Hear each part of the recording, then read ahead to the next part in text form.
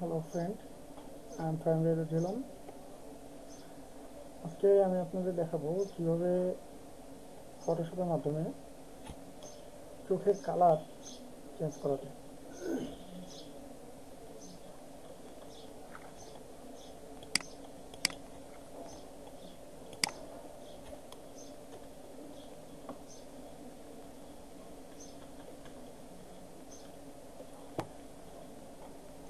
প্রথমে এখান থেকে লেসো টুল সিলেক্ট করতে হবে। সিলেক্ট করে এটাকে আমি আরও জুম করে নিই। জুম করে চোখের এই মনি এখান থেকে আমি এটাকে রাউন্ড করে নিতে পারি।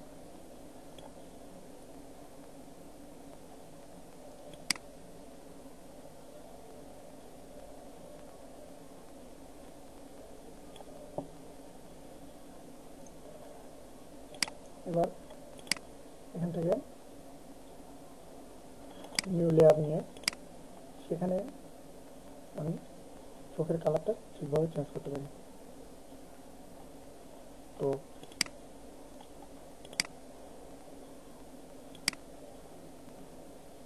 অটোমেটিক্যালি এখানে কালার চেঞ্জ করার সাথে চোখের কালার বিভিন্নভাবে চেঞ্জ হচ্ছে।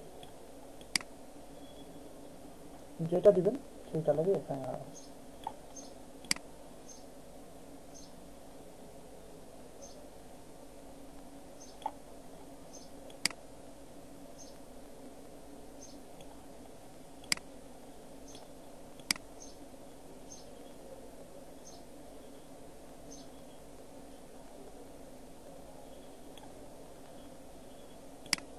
একইভাবে লাচে টুল দিয়ে এই পাশের চোখটা আমি সিলেক্ট করে নিই।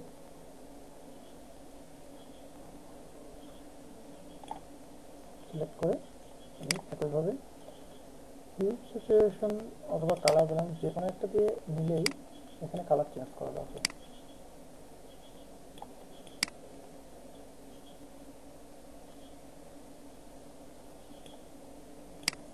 আমি পার্থক্য বোঝানোর জন্য দুটো চোখে ভিন্ন ভিন্ন কালার দিলাম।